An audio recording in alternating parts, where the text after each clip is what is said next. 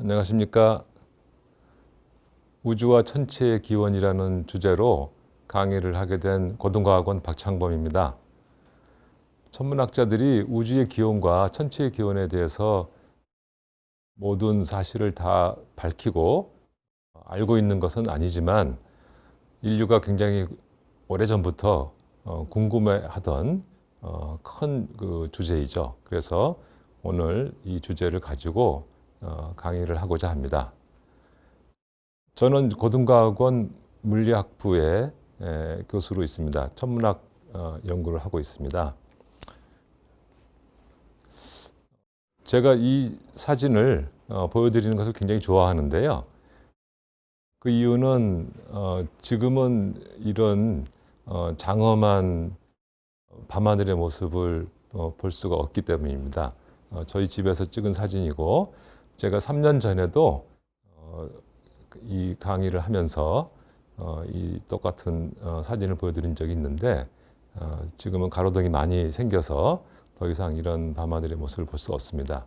제가 이 사진을 보여드린 이유는 우주와 천체의 기원을 얘기하기에 앞서서 먼저 우리가 시간적으로나 또 공간적으로 우주에 어디에 있는지 그것을 좀 이해하고 공감하는 시간을 좀 갖고 싶기 때문입니다. 지금 남쪽 하늘을 보고 계시는데요. 정갈자리와 또 궁수자리가 보이고 그 사이로 은하수가 흐르는 것이 보이죠. 이 사진에 사실 우주의 모든 천체들이 다 담겨 있죠. 그리고 저 천체들한테는 138억 년의 우주의 역사의 시간이 녹아서 화석처럼 남겨져 있는 것입니다. 우리 은하 바깥을 좀 나가서 외부 은하를 한번 보여드리겠습니다. 아마 많은 분들이 이 은하를 보시면 어떤 천체인지 아실 수 있을 텐데, 바로 우리 은하하고 나란히 있는 안드로메다 은하죠. 그리고 그 안드로메다 은하는 옆에 또 작은 은하 두 개를 거느리고 있는 모습을 보실 수 있을 겁니다. 우리 은하도 이런 안드로메다 은하와 같은 나선 은하의 한 종류라고 생각이 듭니다. 그래서 일단 우리 인간이 살고 있는 이 지구 근처에 가까이 있는 은하들만 보면 이 안드로메다 은하와 또 우리 은하를 중심으로 한 수십 개의 은하들이 서로 모여서 하나의 그 군집체를 이루고 있죠. 그 모습을 한번 볼까요? 이거는 이제 그림을 그린 건데요. 지금 오른쪽 아래쪽에 우리 은하가 있고, 우리 은하 주변에 많은 작은 은하들이 모여 있는 것을 보실 수 있을 겁니다. 거기에 대마젤란 성운이나 소마젤란 성운 같은 것도 있고, 그보다 훨씬 더 작은 그런 천체들이 또 있습니다. 그리고 조금 전에 보신 안드로메다 은하가 왼쪽 위에 이렇게 비스듬하게 있는 그 천체가 안드로메다 은하입니다. 안드로메다 은하와 그 옆에 M33을 비롯해서 안드로메다 은하에 많이 은하들이 모여 있고, 또 우리 은하에 많이 모여 있죠. 그래서 이 두 개의 큰 은하가 그 은하들을 거느리고 있는 우리가 국부 은하군이라고 부르는 그런 은하의 집단이 되겠습니다. 이 국부 은하군에서 제일 큰 은하는 안드로메다 은하입니다. 우리는 두 번째로 큰 은하고요. 그 두 번째로 큰 은하에 있는 천억 개의 별들 중에서 한 평범한 노란 우리 태양 옆에서 우리가 살고 있는 거죠. 방금 보신 그 국부 은하군 안드로메다 은하와 우리 은하를 중심으로 수십 개의 은하가 모여 있는 이 국부 은하군 주변의 은하들은 어떻게 되어 있는가? 저기 지금 화면에 로컬 그룹이라고 파란 글씨로 써 있는 부분이 있죠. 그 오른쪽에 있는 작은 점, 그게 지금 방금 보여드린 국부 은하군이 있는 위치고요. 그 주변에 이렇게 하얗게 점들을 많이 찍고 구름처럼 퍼져 있는 것들이 우리 은하나 안드로메다 은하와 같은 그런 큰 은하들이 분포하고 있는 모습을 지금 그림으로 그린 겁니다. 보시면 오른쪽에 굉장히 은하들이 많이 모여 있는 데가 있죠. 거기에 이제 천여자리 은하단이라는 은하단. 그러니까 은하단은 은하들이 적어도 50개 이상. 그러니까 우리 은하는 안드로메다 은하보다 더 밝은 은하들이 50개 이상, 뭐 수백 개에서 수천 개까지 있는 그런 은하들의 그 집단을 은하단이라고 부르고요.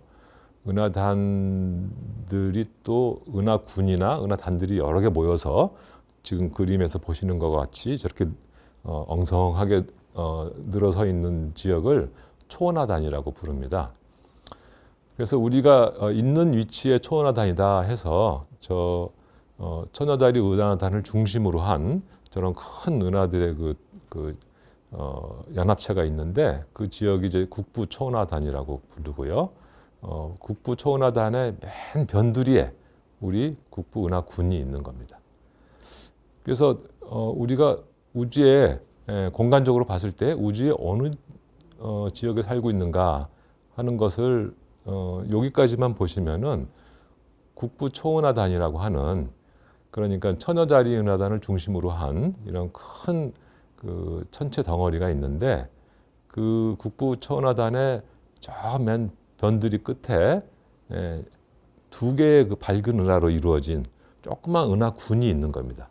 그 은하군이 국부 은하군이고요. 그 국부 은하군에서 두 번째로 밝은 은하가 우리 은하고, 그 우리 은하 안에 천억 개의 별들 중에 평균보다 좀 어두운 그런 노란 별, 태양의 세 번째 행성에 우리가 살고 있죠. 그래서 공간적으로 우리의 위치를 한번 확인해 봤고요. 이 국부 초은하단을 비롯한 이제 주변에 있는 그 은하단이나 초은하단이 지금 그림에 보이고 있는데, 이 지역도 사실 공간적으로 그렇게 큰 그런 공간은 아니죠. 조금 더 나가 볼까요?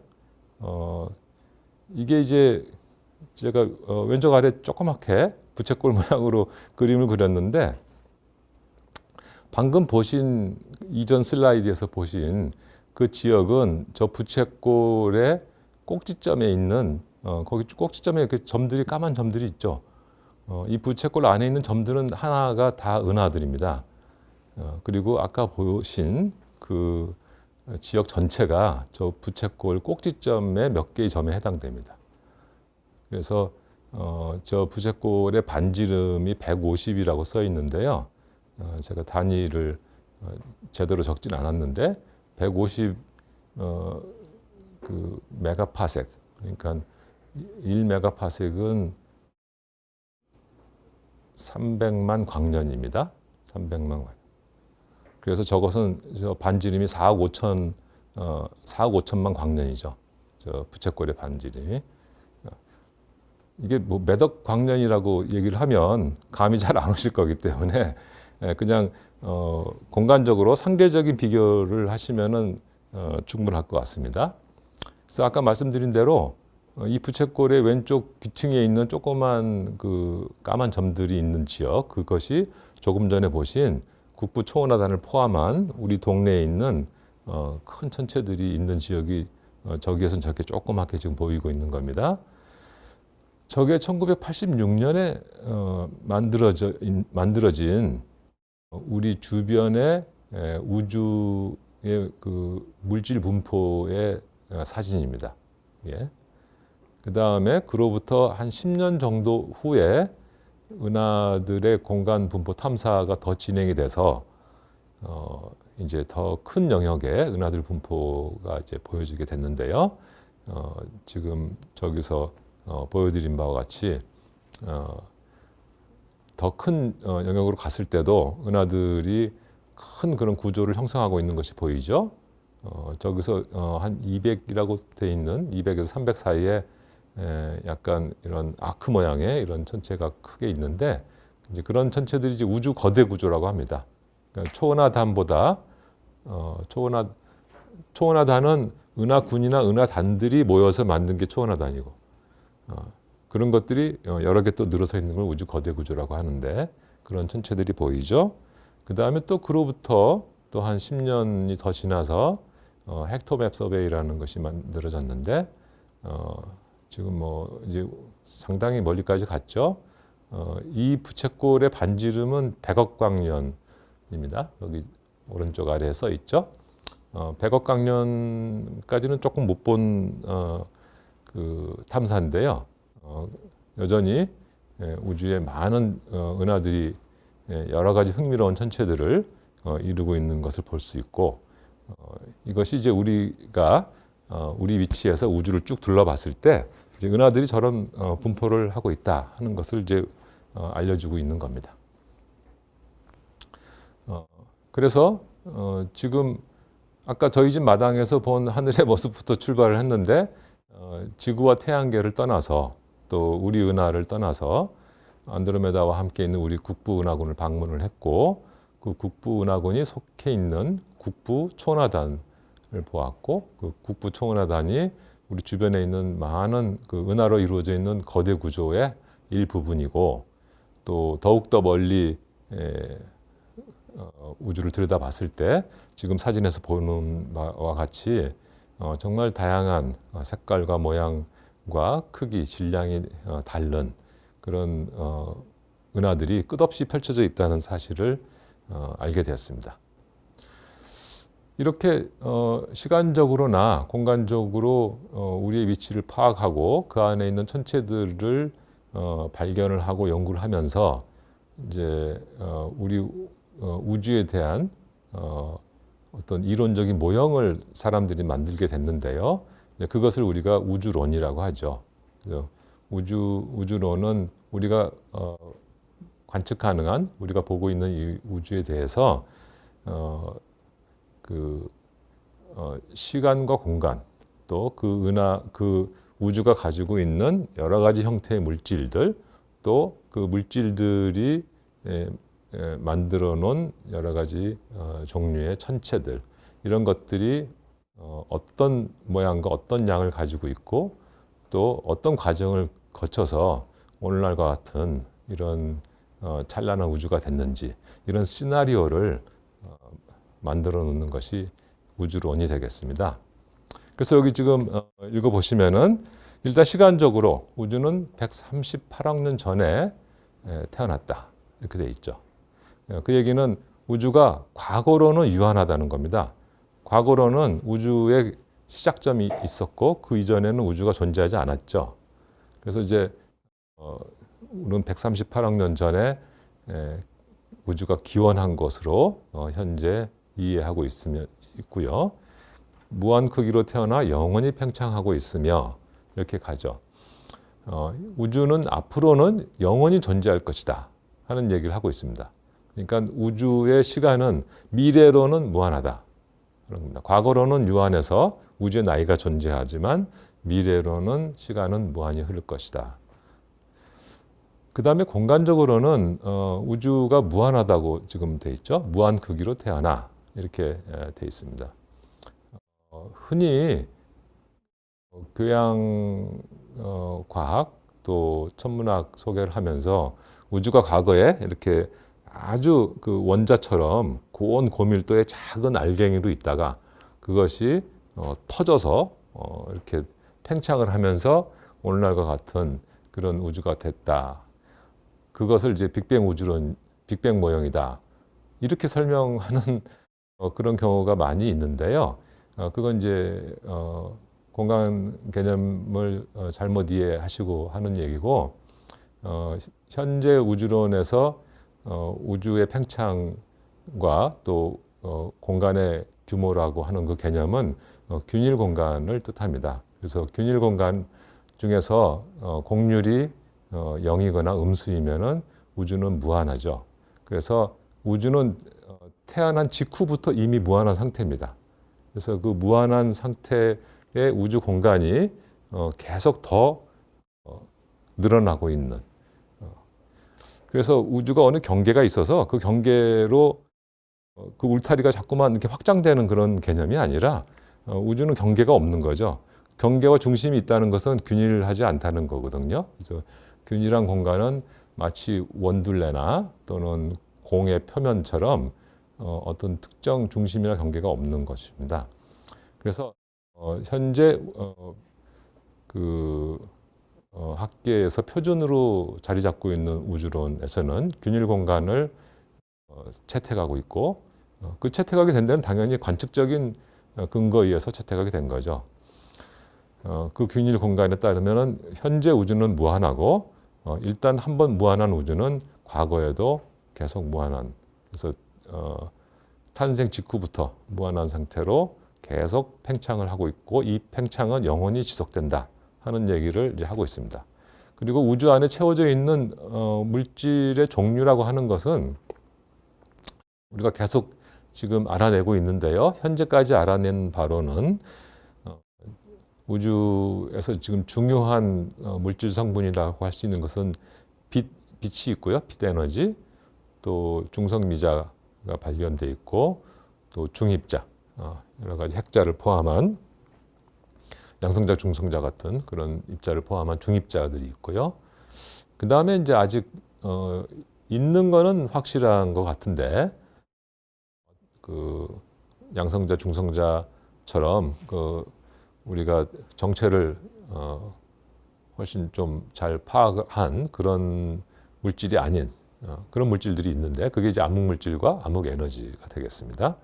그 암흑물질과 암흑에너지 차이는 암흑물질은 중력이 우리 통상적으로 알고 있는 것처럼 중력이 인력입니다. 반면에 암흑에너지는 중력이 청력이죠. 그래서 두 개의 차이가 있고요. 암흑에너지가 도입된 이유는 우주가 팽창을 하는데 우주 안에 있는 물질이 인력을 주는 그런 중력을 가지고 있는 그런 물질이라면 이 팽창이 점점 감속을 해야 되는데 감속을 하지 않고 가속을 하고 있기 때문에 이 가속하는 우주 팽창을 설명하기 위해서 어쩔 수 없이 도입한 그런 새로운 종류의 물질 성분입니다. 그 다음에 이제 전체 그 생성에 대한 시나리오로서 우주 초기에 아주 그 작은 그 양의 그런 물질 요동이 발생했다. 그러니까 우주는 기본적으로 균일 평탄한데 그 고르게 있는 물질의 종류와 양이 다 이렇게 같은데 거기에 아주 작은 정도의 요동이 어디 물질이 높고 낮은 그런 요동이 발생했다는 거죠. 우주 초기에. 그런 요동이 필연적으로 발생할 수밖에 없는 것은 모든 물질의 뭐 에너지나 운동에 있어서 물질에는 항상 양자역학적인 요동이 수반되기 때문에 자연적으로 우리가 설명할 수는 있습니다. 그래서 그런 요동이 필연적으로 동반될 수밖에 없고, 그런 초기 우주의 아주 극미한 물질 요동이 138억 년의 우주의 나이 동안 성장을 해서 오늘날의 다양한 천체가 만들어졌다. 이제 이렇게 설명을 하는 겁니다. 이 한 장의 우주론에서 사실은 뭐 몇 년을 연구할 수 있는 건데요. 좀 어렵게 제가 설명을 드렸지만 그래도 한 장으로 현대 우주론을 다 이해하는 시간을 잠깐 가져봤습니다. 그러면은 우리가 가지고 있는 이 우주론에 따르면 공간의 우주의 역사가 공간적으로나 또 물질의 변화에 있어서 어떤 일이 일어났는지 잠깐 한번 보겠습니다. 이건 이제 우주 조망도라고 제가 했는데요. 현재 우주는 무한대입니다. 이 무한대의 우주의 어느 한 위치에 우리가 살고 있어요. 그리고 우주를 둘러보고 있습니다. 그래서 지금 저 원의 중심에 우리가 있다고 하고 주변을 쭉 둘러봤더니 많은 은하들이 이제 관측이 됐어요. 저기 지금 부채꼴로 이렇게 위아래 점들이 이렇게 막 찍혀져 있는데 저게 이제 실제로 관측된 은하들입니다. 관측된 은하들. 뭐 관측 못한 방향도 있죠. 그래서 이제 부채꼴 모양으로 나타나는 거고요.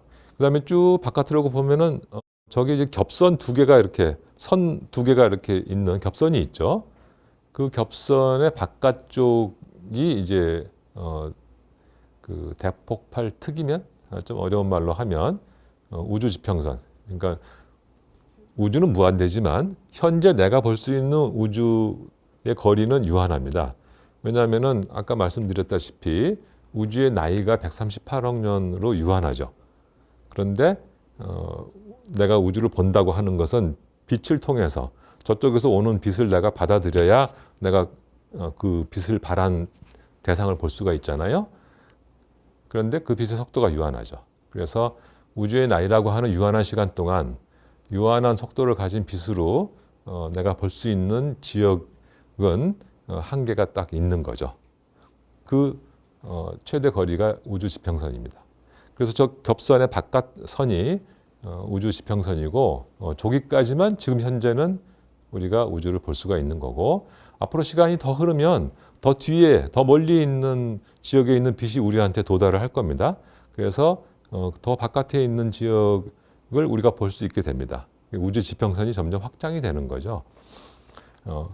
지금 현재 상황을 저렇게 말씀드리는 거고, 저기에서 이제 한 가지 제가 추가적으로 말씀드리고 싶은 것은, 아까 빛이 속도가 유한하기 때문에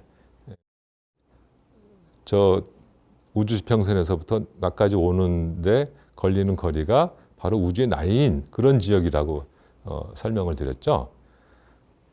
그렇기 때문에 우리 위치인 저 중심에서부터 멀리 점점점 가서 저 겹선의 바깥까지 도달을 보게 되면은 그 지역은 우주의 나이가 더 어린 때의 그 우주의 모습을 우리에게 보여주게 되겠죠. 그래서 저 겹선의 바깥은 우주의 나이가 0초인 그런 때인 거고요. 중심을 향해서 점점 이동을 하면 나한테 거리가 가까울 뿐만 아니라 우주가 나이를 더 먹었을 때의 모습을 이제 내가 보게 되는 겁니다. 그래서 저 우주 조망도는 우리가 지금 지구에서 우리가 이렇게 봤을 때 우린 거의 동시에 모습을 지금 본다고 생각하지만, 사실 지구에서도 조금 전의 모습을 보게 되고, 더 저 멀리 있는 산의 모습을 보면은 조금 더 전의 산의 모습을 보게 되는 거죠. 그런 것이 우주론적인 규모로 갔을 때는 그런 시간차가 엄청나게 크게 돼서 그야말로 태초의 모습까지 이제 보게 되는 겁니다. 그래서 천문학 하는 데는 그 기적과 같은 일이 있는데, 타임머신을 우리가 갖고 있는 겁니다. 내가 우주의 과거를 보고 싶다 그러면은 우주의 과거의 모습을 보고 싶다 그러면은 더 멀리 보면 됩니다. 더 먼 우주의 지역을 보면은 우주의 과거 모습을 내가 볼 수 있는 거죠. 같은 전체는 아니지만 통계적으로 더 과거 시대의 우주의 모습을 연구할 수가 있게 됩니다. 자, 이 그림은 우주의 어느 한 지역에서 어느 시점에 볼 수 있는 우주의 한계가 있고 그것이 우주 지평선이다 하는 걸 말씀을 드렸고요. 우주 전체의 크기는 무한합니다. 이거는 우주 안에서 일어나고 있는 여러 가지 물질의 변화, 또 천체 생성을 이제 시간축으로 그린 것인데요. 여기 오른쪽 그림에서 세로축은 시간의 흐름을 나타내고 있는 거고요. 그래서 우주의 태초 직후부터 현재, 우주의 나이가 138억 년인 현재까지 시간의 흐름을 얘기하고 있고, 가로축은 공간의 팽창을 보여주고 있어요. 우리가 우주의 두 점을 잡았을 때 그 두 점 사이의 거리가 우주 공간이 팽창함에 따라서 점점 이제 멀어져 가는데, 그 멀어져 가는 양상을 가로축으로 보여주고 있는 겁니다. 그래서 세로축 시간이 흐름에 따라서 두 점 사이의 거리가 어떤 방식으로 멀어져 가는가. 거기 보시면은 저 아래쪽에 10-34승초, 10-43승초부터 그림을 그리기 시작했어요. 0초는 안 그렸죠. 0초는 그릴 수가 없습니다. 그래서 43승초부터 그리기 시작해서 한 34승초, 32승초까지 무슨 일이냐면은 갑자기 이렇게 두 점 사이의 거리가 가속적으로 이렇게 늘어나는 그런 시기가 있죠. 그 시기를 이제 급팽창 시기라고 하고요. 이렇게 가속적으로 늘리는 데는 압력이 음인 그런 청력을 주는 그런 물질이 이제 그때 생겨났던 거죠.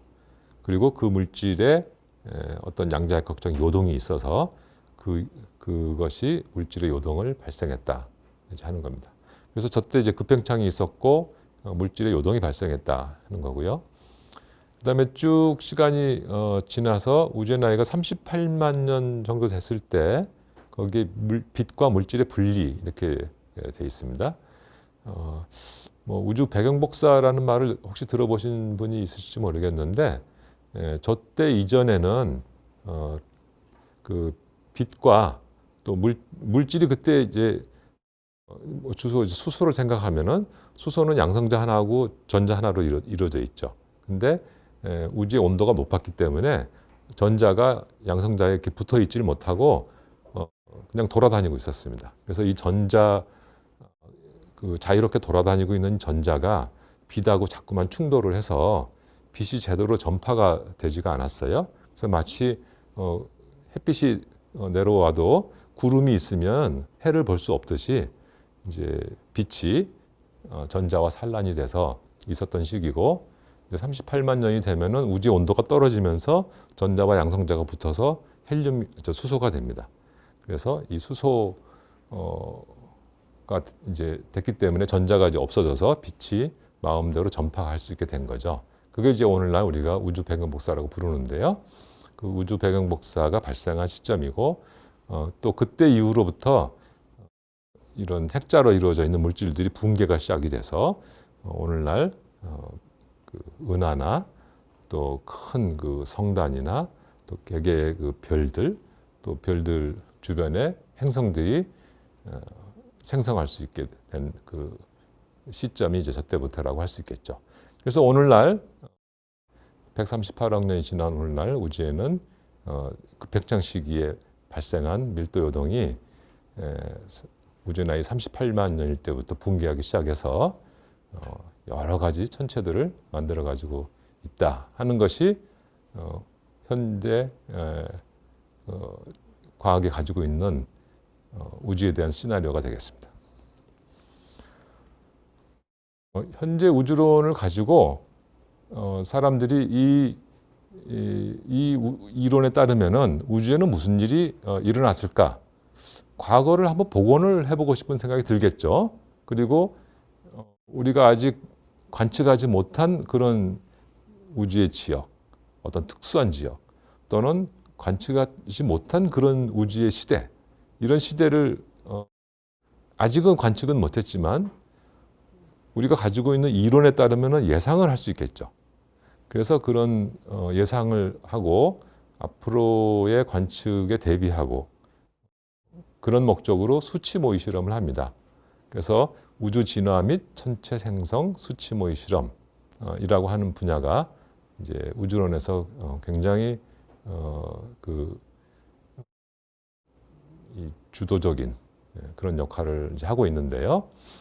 대개는 내가 어떤 우주론을 택해서 이런 실험을 할 것이냐 하는 이제 우주론을 선택을 하고요.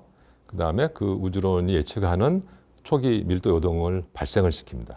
그리고 그 발생된 밀도 요동이 여러 가지 그 요동의 진화를 지배하는 힘들, 중력도 있을 거고 또 유체각적인 힘도 있을 거고 그 외에도 그 빛에 의한 압력에 의한 힘도 있을 거고 자기장의 힘도 있을 거고 그러겠죠. 그런 것들을 고려해서 물질 요동의 진화와 천체 생성을 계산을 하고 있습니다. 여기 아주 옛날에 만든 간단한 시뮬레이션을 한번 보일까요? 요거 이제 우주의 한 지역에서 초기 우주에 지금은 이제 굉장히 그 밀도 요동이 요동 폭이 작아서 어디는 약간 밀도가 높고 어디는 약간 밀도가 낮은 그런 지역인데 이제 시간이 지나가면서 밀도가 조금 높았던 지역이 붕괴해서 큰 천체들을 만드는 것을 볼 수 있습니다. 한번 플레이를 해볼까요? 점점 고밀도 지역으로 물질이 모여서 거기 은하와 또 여러 은하들이 모여 있는 은하군, 은하단들을 형성해 나가는 것을 볼 수 있죠.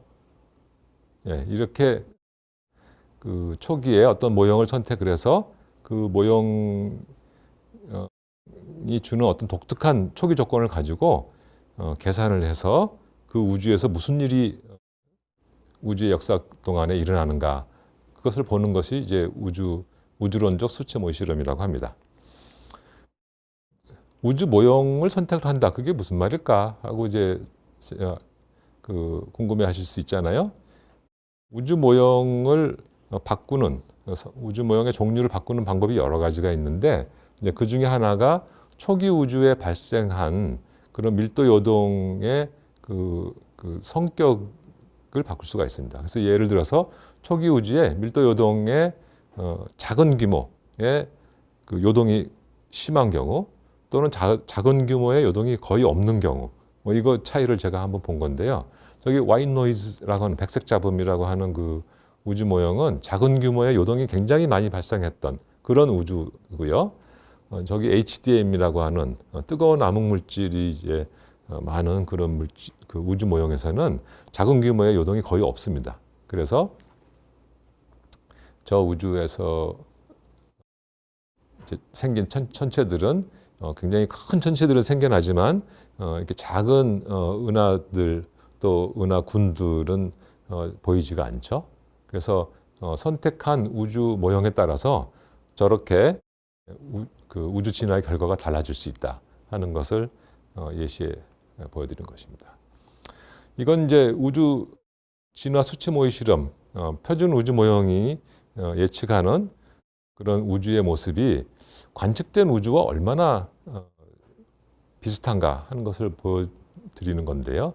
왼쪽이 관측된 우주입니다. 저기서 지금 노랗게 보이는 것이 고밀도 지역이고요. 굉장히 지금 큰 겁니다. 한 수억 광년 크기의 그런 규모의 은하들이 이렇게 그 덩어리를 이루고 있는 그런 큰 천체들이, 그런 우주 거대 구조들이 실제 관측에서 지금 발견돼서 저렇게 있는 거고요. 그 바로 옆에 파란 것들은 그 공동이라고 하는데요. 우주 공동. 은하들이 거의 없는 이런 텅 빈 지역들이에요. 근데 그런 텅 빈 지역들이 여러 개가 들러붙어 가지고 이렇게 연결이 돼 있죠. 어떤 그 컴플렉스처럼. 그래서 그런 지역을 또 찾아서 이렇게 보여드린 거고요. 오른쪽은 지금 표준 우주 모형을 채택을 해서 수치 모의 실험을 해서 거기서 나온 큰 천체들을 이제 보여드린 것이 저기 세 번째 열인 노란 그림들이고, 마지막에 맨 오른쪽은 이제 시뮬레이션에서 나온 거대 공동대입니다. 그래서 물론 똑같은 천체가 시뮬레이션에서 나오는 건 아니죠. 하지만 저런 그 고밀도 지역이나 저밀도 지역의 천체들을 통계적으로 비교를 해보면은 굉장히 잘 맞는다 하는 것을 알 수가 있습니다. 여기도 지금 비교를 하고 있는 건데, 왼쪽이 관측된 우주고요. 아까 그 잠깐 보여드렸던 헥토맵 탐사의 한 부분입니다. 오른쪽은 이제 시뮬레이션인데, 잘 보면 저밀도 지역이 조금 다르긴 하죠. 하지만 통계적으로 굉장히 근사한 그런 그 우주 모형의 시뮬레이션의 결과다 하는 걸 알 수 있습니다. 현재 표준 우주론이 그만큼 우리가 관측하고 있는 실제 우주의 모습을 잘 근사하고 있다, 잘 모사하고 있다 하는 것을 알 수가 있습니다. 이제 그렇게 결과물이 그만큼 비슷하다는 것은 그 모형이 가지고 있는 이론적인 토대, 우주에는 어떤 물질이 있고 초기에 물질 요동이 어떻게 발생을 했고 우주에는 어떤 힘들이 존재하고 있는지, 이런 그 이론적인 토대가 상당히 그 실제 우주의 그 사실과 부합된다는 것을 암시하고 있는 거죠. 자, 그러면은 지금까지는 이제 우리가 관측하고 있는, 우리가 보고 있는 이 우주를 설명하는 표준 우주 모형이 얼마나 성공적이었냐 하는 것을 이제 말씀드린 거고, 그런 성공적인 그런 우주 모형을 우리가 얻을 때까지 과학자들의 그 협업이 얼마나 치열했고 대단하냐는 얘기를 제가 잠깐 해보고 싶습니다. 저희 그룹에서 지난 몇 년 동안 수행한 우주 수치 모의 실험이 있는데요. 그 이제 호라이즌 5 시뮬레이션입니다. 저희가 호라이즌 시뮬레이션 시리즈를 쭉 해오고 있는데 이제 5번째 시뮬레이션이죠. 이 시뮬레이션은 현재 그 표준 우주 모형인 우주 차가운 암흑 물질과 우주 상수가 있는 그런 우주 모형입니다. 그 차가운 암흑 물질과 우주 상수가 있다고 하는 것은 우주의 그 초기에 발생된 밀도 요동이 어느 특정한 그런 밀도 요동을 갖고 있다는 것이고요. 우리가 저 시뮬레이션을 하기 위해서 그런 초기 조건을 발생을 시켰죠. 그래서 엄청나게 큰 우주 공간, 그 시뮬레이션 공간 안에 천체들의 그 밀도 요동을 발생시키고 천체들이 생성되는 것을 쭉 봤습니다.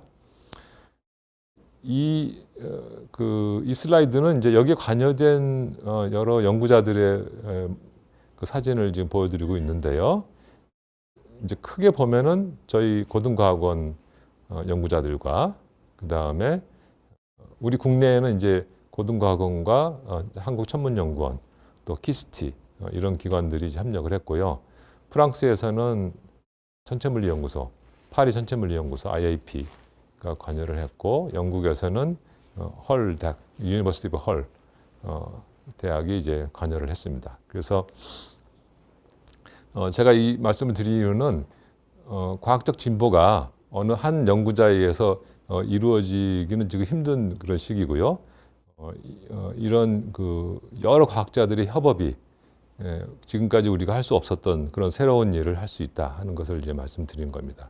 그래서 프랑스에서 만든 시뮬레이션 코드를 저희가 이제 받았고요. 그 코드를 고등과학원의 김주환 교수가 10배를 빠르게 만들었습니다. 그리고 그 코드는 이제 더 이상 큰 시뮬레이션을 할 수가 없었는데요. 그걸 이제 스케일러빌리티라고 하는데, 우리가 더 많은 노드를 사용하면 그 효율이 급격하게 떨어집니다. 그런데 이제 그런 것들이 떨어지지 않도록 만들어서 우리가 수십 배 더 큰 시뮬레이션을 할 수가 있게 됐죠. 그리고 영국에 있는 팀들이 우주에 있는 천체들이 이제 시뮬레이션에서 생성되고 별이 터지고 하면서 여러 가지 그 화학적 진화가 일어나는데, 그 화학적 진화에 대한 코드, 그 서브리튼을 만들어서 줬습니다. 그래서 저기 여러 연구원들이 초기 조건을 만든 연구원, 또 시뮬레이션에 필요한 여러 파라미터를 계산한 연구원, 그다음 몇 달 동안 밤새고 시뮬레이션을 실제로 수행한 사람들 이렇게 많은 사람들이 관여돼 있죠. 그 결과를 한번 볼까요? 저 위는 이제 암흑 물질의 분포를 지금 보여드리고 있는 거고요.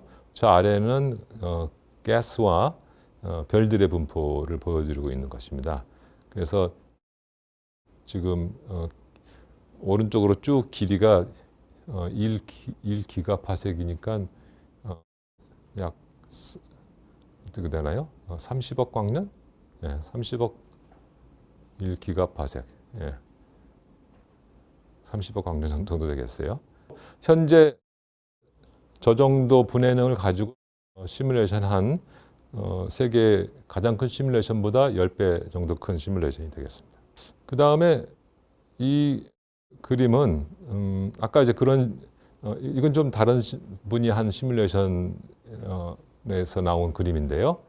이 시뮬레이션도, 그러니까 일러스트레스 TNG50이라고 하는 시뮬레이션인데, 이 시뮬레이션에도 많은 그런 연구자들이 서로 협업을 해서 한 굉장히 그 고분의 시뮬레이션인데, 우리가 살고 있는 우리 은하와 같은 그런 은하를 그 시뮬레이션에서 찾아서 모습을 지금 보여드리고 있는 건데요. 우리 은하의 성질과 굉장히 유사한 모습을 볼 수 있죠. 그래서 현재 우리가 가지고 있는 표준 우주론이 굉장히 우리가 보고 있는 우주를 잘 설명한다 하는 것을 우리가 알게 됐는데, 여기서 이제 몇 가지 그 시사점이 가지고 있는 점이 있으니까 그 시사점을 한번 얘기를 해보겠습니다. 또 오늘의 강의 주제가 우주의 기원이라는 그런 제목도 달고 있죠. 그래서 우주의 기원을 한번 얘기해 볼까요? 먼저 현재 표준 우주론에 따르면 우주는 과거 방향으로 우주의 나이가 우주의 시간이 유한하죠. 그래서 우주는 과거에 기원을 했었습니다. 왜냐하면 우주는 과거에 현재까지 대부분 기간 동안에 우주가 감속 팽창을 해왔어요. 근데 이제 감속 팽창을 하고 있는 상황으로 과거로 쭉 가게 되면은 우주에 있는 모든 두 점이 거리가 0이 되는 시점이 존재하게 됩니다. 그것이 이제 138억 년 전이고요. 우주의 기원이 존재하다 보니까 학자들이 어쩔 수 없이 우주가 어떻게 해서 생겨나게 됐냐에 대한 그 생각을 할 수밖에 없게 됐고요. 우주의 기원을 우리가 뭐 볼 수 있는 일이 아니잖아요. 그래서 우주의 기원의 존재에 대해서는 가능성 있는 시나리오들이 존재합니다. 저 기원을 설명할 수 있는 방법이라고 하는 것이 크게 세 가지가 있는 거죠. 하나는 우주의 기원이라고 하는 그 시간의 출발점이 없다는 이제 그런 방식으로 설명을 하는 겁니다. 잠시 시간이라고 하는 개념을 잊어버리시고 공간만 생각을 해보세요. 우리가 지구에서 지구 표면의 위치를 표시할 때 위도 경도로 표시하죠. 그래서 위도가 시간과 같은 거라고 생각을 해봐요. 그래서 지금 우리 서울은 뭐 북위 37도 이렇게 돼 있죠. 그럼 뭐 평양은 북위 39도. 그래서 점점 위로 올라가면 이제 북극으로 가게 되겠어요. 그래서 좀 더 과거로, 그러니까 좀 더 북극으로 점점 갔는데 북위 90도 하면은 북극점이죠. 그런데 북위 91도로는 갈 수 없는 거죠. 북위 90도라고 하는 것은 좌표상에서 내가 수치를 그렇게 붙인 것 뿐이죠. 북극에서부터 치면은 북극에서 0도에서부터 이렇게 출발을 하는데 그 북위 90도라고 하는 그 북극점이 실제로 거기 가보면 이상한 점이 하나도 없죠. 그렇죠? 경도와 위도를 우리가 그렇게 쳤기 때문에 눈금을 그렇게 걷기 때문에 거기가 이상한 점처럼 왜 91도는 없느냐 하는 질문을 하게 될 수 있는데 사실은 그건 좌표를 그렇게 걷기 때문에 불가한 거죠. 그래서 시간 공간도 그 물리적으로 실존재하는 것은 시공간이라고 하는 그런 존재고요. 시간과 공간은 그 절대적인 실존재가 아닌 거죠. 그것은 관측자가 시공간 위에다 긋는 좌표에 불과한 겁니다. 그래서 호킹과 하틀의 이 우주 기원의 설명 방법은 저렇게 우주가 초기 우주로 가면은 우주의 시공간 면이 저런 식으로 돼 있기 때문에 시공간의 경계면이 없다. 시간이 갑자기 흐른 면이 없다 하는 방식이고요. 거트 교수의 그 가설은 시공간 그 면이 절묘하게 미래로 다시 이렇게 그 휘어져서 연결돼 있어서 우리가 과거로 자꾸만 갔더니 그 과거로 간 그 시간 방향이 다시 미래를 향하더라. 그렇게 시공간 면을 그렇게 저기 지금 그림에서 보다시피 그렇게 만들 수가 있습니다. 이론적으로는 만들 수 있죠. 그래서 마치 자기 창조 우주처럼 그렇게 하는 겁니다. 그래서 시간이라고 하는 그런 그 좌표가 갑자기 흐르기 시작한 그런 지역이 없다는 방식으로 시간 우주의 기원을 설명하는 방식이 있고, 두 번째로는 우주가 시공간 자체가 요동을 치는, 그래서 고전적으로 시간이 흐르고 공간이 존재하는 그런 시대가 되기 이전에 시공간이 요동을 하고 있는 그런 시대에 있다가 우연히 갑자기 우주가 팽창을 하면서 이런 고전적인 시간이 흐르게 됐다. 그래서 제가 이제 저기 정말 수십 년 전에 한 얘기가 있는데요. 우주는 무엇으로부터 어떻게 그리고 왜 생겨났느냐 하는 질문에 대해서 저 시나리오는 우주는 무에서 어떻게? 저절로. 그리고 왜? 확률적으로, 필연적으로 생겨났다. 이렇게 대답하는 이제 그런 가설이 되겠습니다.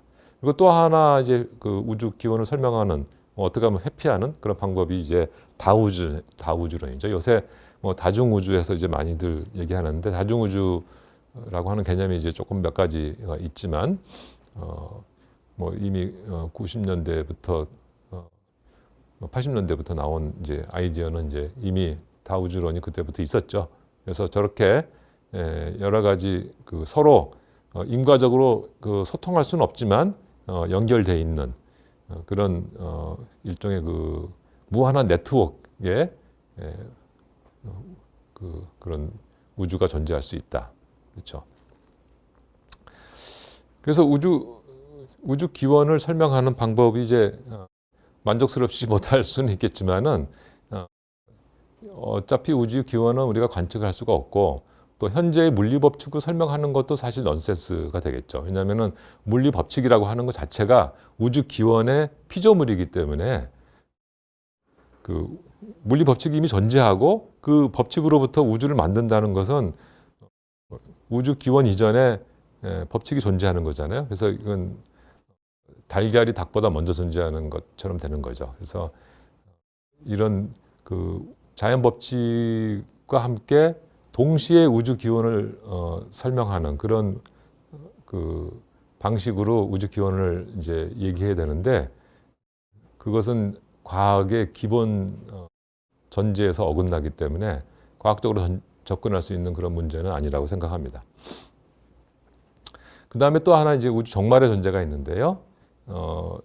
가장 쉬운 것은 별의 종말이죠. 우리 태양을 포함한 그런 별들을 보면은 이제 많은 별들이 성간 물질에서 우주 별과 별 사이에 있는 그런 기체들이 중력적으로 서로 뭉쳐서 이제 별이 되는데 별이 되다가 별이 못된 그러니까 중심에서 핵 융합 반응이 일어나서 에너지를 내야 별이 되는데 질량이 부족해 가지고 실패한 별들이 이제 행성이 되겠고요. 별들이 오래 살다가 다시 에너지가 다 떨어지면서 다시 성간 물질로 돌아가는데 성간 물질로 회수되지 못한 그런 쓰레기가 남게 되는데 이제 그것이 백색외성이나 중성자별이나 블랙홀 이런 방식으로 쓰레기가 남게 됩니다. 그래서 성간 물질로 회수된 별은 다시 그 다음 세대의 별을 만드는 데 사용이 돼서 이렇게 사이클이 돌게 되는데 그 사이클이 돌 때 실패한 별과 죽은 별로 쓰레기가 자꾸만 빠지고 성간 물질은 점점 고갈이 되겠죠. 그래서 성간 물질에서 별이 생기고 그 행성이나 또 여러 가지 죽은 별들의 이제 쓰레기가 빠지면서 결국은 은하 안에 있는 성간 물질들이 차차 고갈이 되겠죠. 그래서 결국은 은하들이 죽게 됩니다. 오늘날 은하들 안에는 아주 찬란한 빛을 발하는 그런 별들로 꽉 차 있죠. 별들의 많은 별들이 모여 있는 큰 도시가 이제 은하들인데요. 지금 우주의 나이가 이제 138억 년인 현재 저런 은하가 있다고 생각을 해봅시다. 자, 그런데 지금으로부터 한 1조 년 정도 더 흐르면 10의 12승년 1조 년 정도 흐르면 어떻게 될까요? 성간물질에 있는 성간물질이 뭉쳐서 이제 별이 되잖아요. 근데 1조 년이 되면은 그 처음으로 만들어져 있는 그 별들, 그러니까 별들의 나이는 별의 질량이 작을수록 더 수명이 길게 됩니다. 무거운 별은 이제 금세 터져서 죽게 되고요. 가벼운 별들은 오래 살죠. 근데 1조 년이 지나면은 이 은하에서 생성된 제일 작은 별마저도 이제 늙어서 죽게 됩니다. 그러니까 1조 년 후에 있는 별들은 전부 다 최소한 한 번 리사이클이 된 그런 별들이라는 거죠. 그래서 그 별들을 이루고 있는 화학적 조성이 이제 다르게 되고 아마 별들의 색깔도 이제 많이 다르겠죠. 그리고 100조 년이 되면은 은하를 이루고 있는 그 은하 안에 있는 가스, 우리가 성간물질이라고 부르는데 가스들이 다 고갈이 되게 됩니다. 그래서 더 이상 은하를 만들 수 없게 되죠. 그렇게 되면은 100조 년 후에는 은하 안에 빛을 내고 있는 그런 별들이 사라지게 되는 거죠. 물론 그 안에 행성도 있고 백색외성이나 중성자별이나 블랙홀처럼 그런 죽은 별들이 이제 있습니다. 죽은 별들이 떠돌아다니고 있는 거죠. 그래서 깜깜하지만 물질은 존재합니다. 그리고 이제 한 10의 19승년, 10의 20승년 정도 되면은 저 죽은 별들 또 행성들 이런 것들이 다 이제 바깥에 있는 놈은 튕겨져 나가고 안쪽에 있는 것은 은하 중심으로 모여서 커다란 그런 블랙홀이 만들어집니다. 그러니까 은하가 다 하나의 블랙홀이 되는 거죠. 굉장히 무거운 블랙홀이. 이 시점을 이제 은하의 종말이라고 얘기할 수 있겠죠. 나아가서 우주가 종말을 이제 맞게 돼 있는데요. 현재의 표준 우주 모형에 따르면 우주는 미래로 시간이 영원히 이렇게 흐르게 돼 있습니다. 하지만 그 우주 안에 있는 이 천체들, 특히 이제 은하의 미래를 보면은 방금 보신 바와 같이 10의 19승년, 10의 20승년 정도 되면은 다 블랙홀이 되고 그 블랙홀들마저도 이제 10에서 한 뭐 40승년 그 정도 지나면은 이 블랙홀도 이제 서서히 증발을 하거든요. 그래서 좀 더 가벼운 뭐 빛이나 전자나 이런 가벼운 입자로 그 에너지 속에 있는 물질이 이제 방출이 됩니다. 그래서 급기야 10의 100승년 정도 지나면은 이제 블랙홀마저도 다 증발해서 우주에는 영원히 아무것도 없고 따라서 아무 일도 일어나지 않는 그런 시대가 이제 도래하게 되는 거죠. 표준 우주 모형에 따르면은 피할 수 없는 이제 우주의 이제 미래가 되겠어요.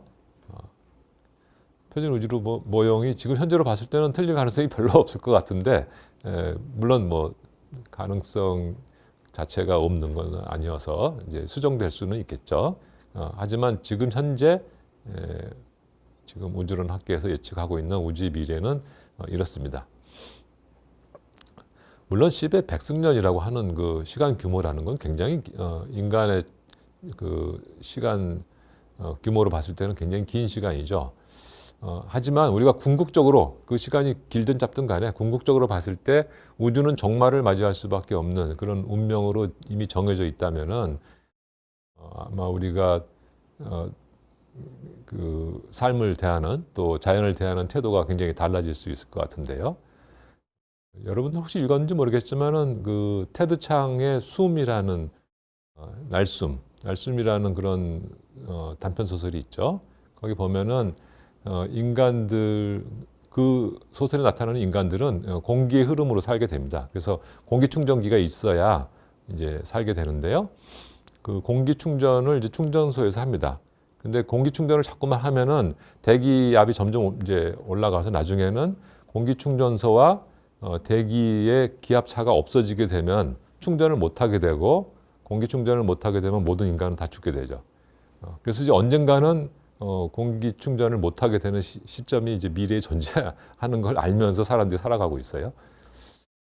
마치 우리가 자동차에서 계속 산소를 떼면서 살죠. 물론 우리 지구상에서는 이제 산소가 다시 방출되는 생성되는 그런 식물을 통해서 그런 메커니즘이 있지만 어떻게 보면은 지구 대기라고 하는 것은 굉장히 좁은 그런 그 층이고 거기에 있는 그 산소를 다 불 떼서 다 소모하면은 우리는 이제 숨막혀 죽겠죠. 마치 테드 창의 숨에서 공기 충전이 끝나는 시점, 압력차가 사라지는 그 시점과 동일한 건데 그래도 그 소설에서 얘기하고 있는 메시지가 있죠. 그러니까 사람들이 이제 그 미래를 다 알고 있지만 그래도 주어진 일들을 순차적으로 잘 수행해 나가는 그런 그 내용이 나오는데요. 실제 표준 우주 모형에서 예측하고 있는 우주 모형이 시간 규모로는 굉장히 길지만은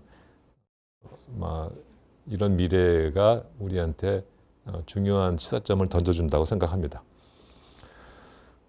세 번째 우리가 표준 우주론의 측면에서 들여다보고 싶은 것은 외계 행성계. 제가 외계 생명체까지는 얘기 안 했습니다. 외계 생성계의 발견인데요.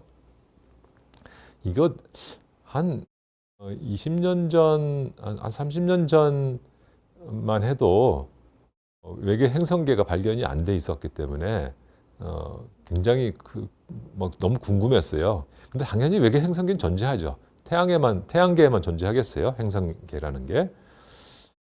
이거는 이제 16세기에 그 브루노라고 하는 분이 처음으로 주장을 했었죠.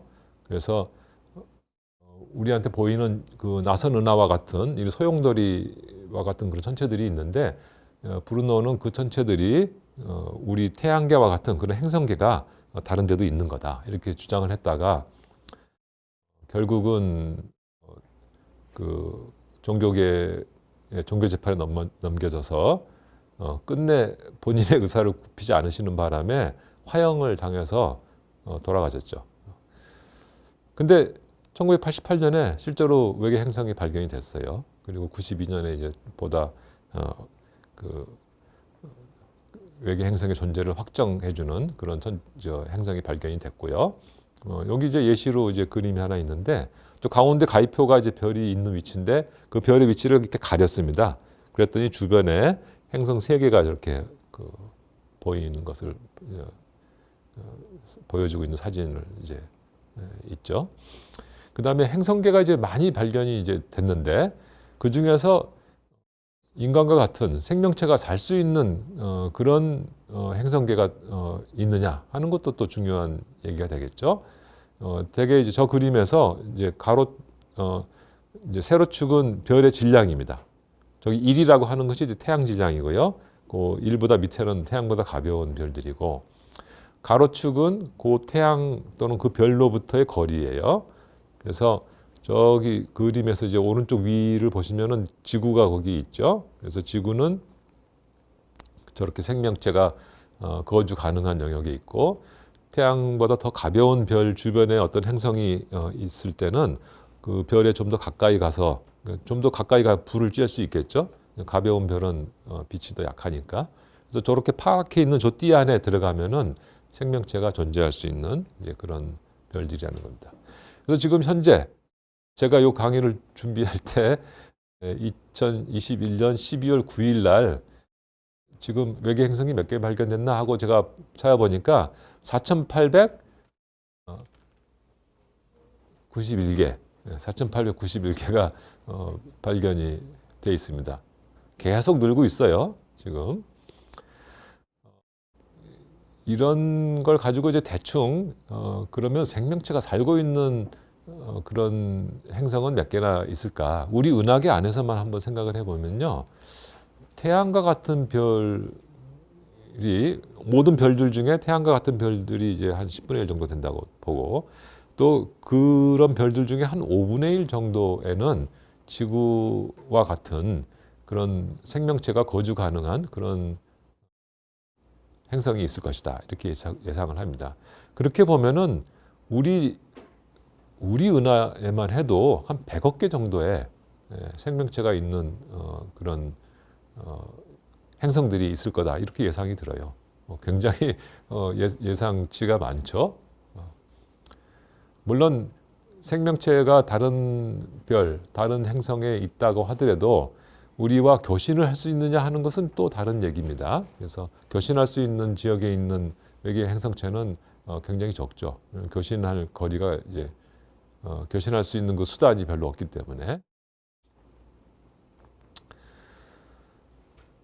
예. 외계 행성체 발견에 대해서 조금 생각을 해 보시면은 일단 지금까지 이렇게 발견된 수천 개의 외계 행성들 중에 과연 생명체가 살까? 그 다음에 그 생명체 중에서 얼마나 지성이 있는 생명체가 살까? 이런 질문을 할 수가 있을 거예요. 근데 여기서 제가 이제 말씀드리는 것은 여기에 필연과 우연이 두 개가 동시에 이제 개입을 하고 있죠. 그래서 필연의 측면에서 흔히 이제 얘기하고 있는 그 엔트로픽 프린시플이라는 것이 있는데요. 이거는 외계 행성이나 또는 외계 생명체의 존재에 대해서 적용을 하자면은 우리가 살고 있는 이 환경이 우리가 살 수밖에 없게 그렇게 돼 있고 또 우리가 선택적으로 그런 곳에서 살고 있다는 거예요. 그러니까 인간이 그러니까 폐로 공기를 호흡하면서 사는 인간이 우리가 딱 태어났는데 왜 우리가 바닷속에서 안 있고 왜 땅 위에 살까 하고 궁금해할 수 있죠. 근데 그거는 바닷속에서 만약 우리가 태어났으면 바로 죽었을 테니까 이런 질문 자체를 못 하겠죠. 그래서 이런 인간과 같은 생명체는 그 공기가 있고 숨을 쉴 공기가 있고 숨을 쉴 공기가 있으려면 지구의 질량이 적당해야 되고요. 태양에서부터 오는 그 에너지가 적당해야 됩니다. 너무 뜨거우면은 이제 다 증발해서 날아가니까.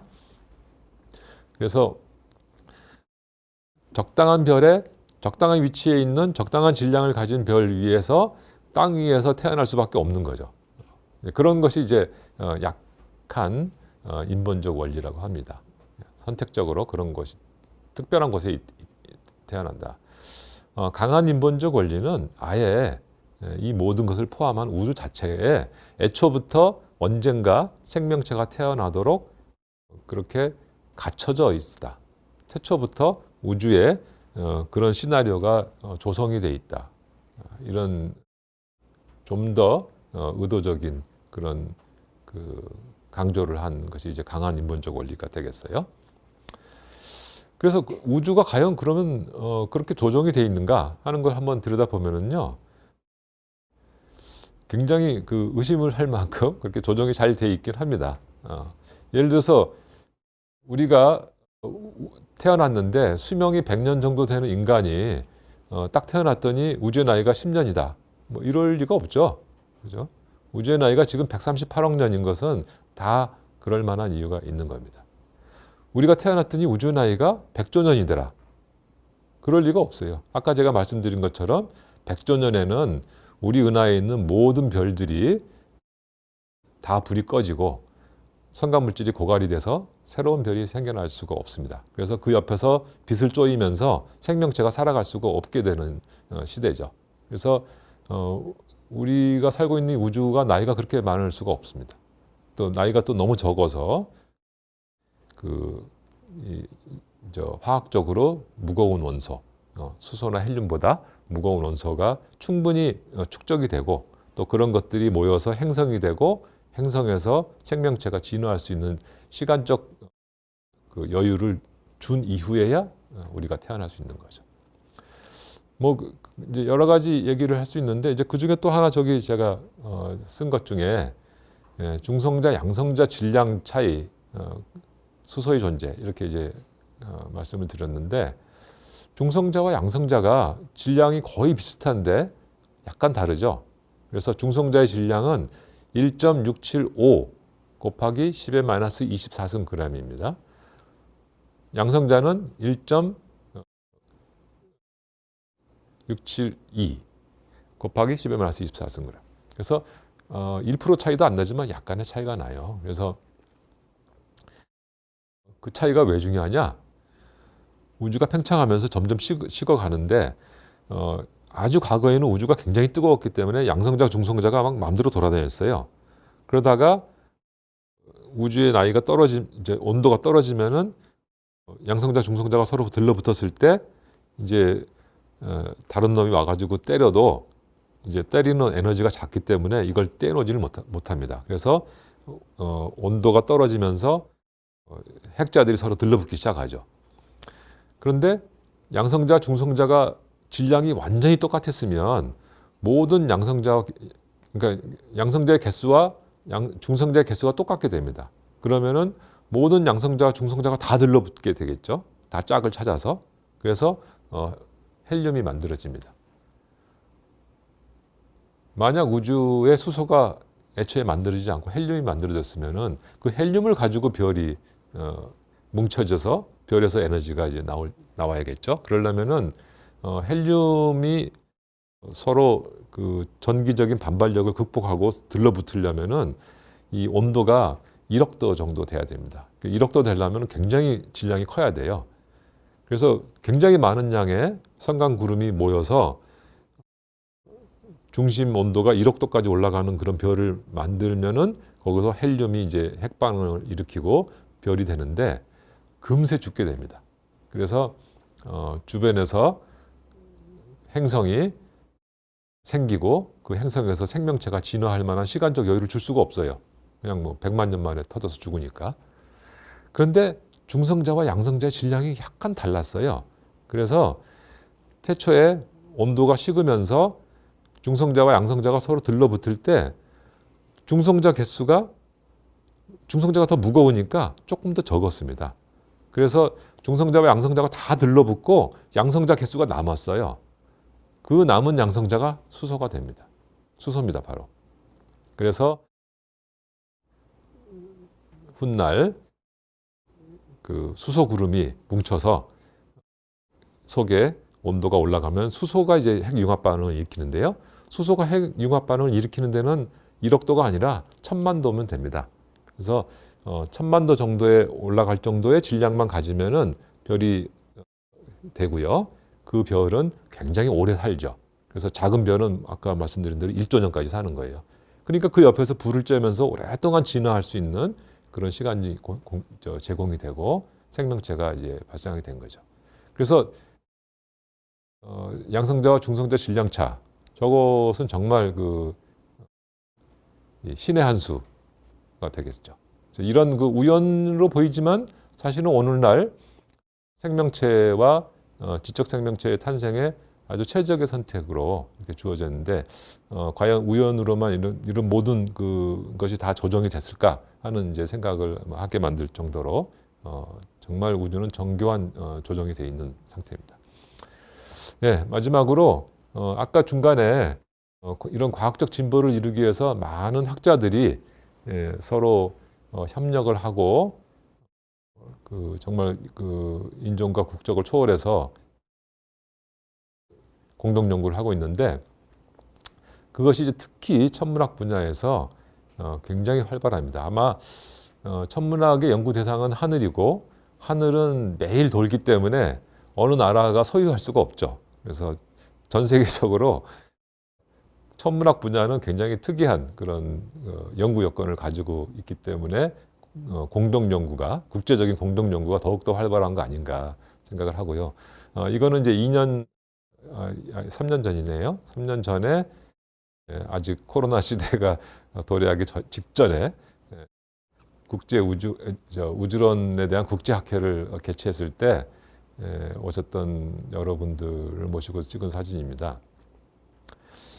천문학이 얼마나 국제적으로 그 다양한 연결을 가지고 진행되고 있는가 하는 것을 보여주는 한 가지 사례인데요. 이 그림은 어느 대학에 있는 한 교수님이 사용하고 있는 망원경들입니다.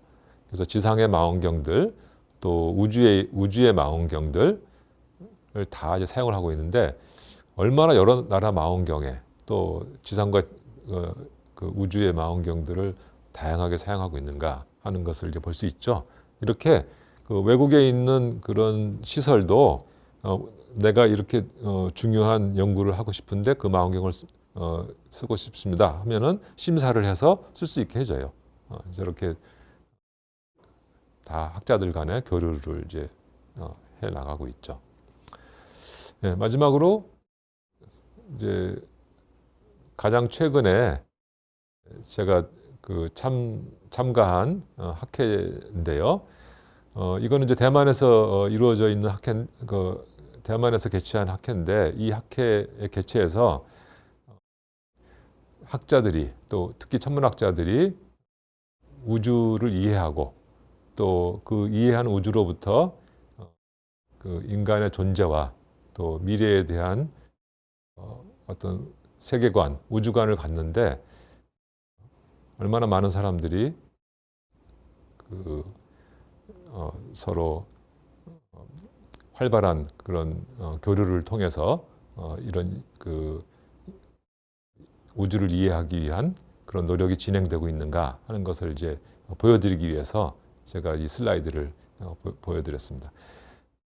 이 학회를 이제 마무리 지면서 제가 이제 발표를 하게 됐는데 그 발표 내용은 시를 읊는 것으로 제가 대신을 했습니다.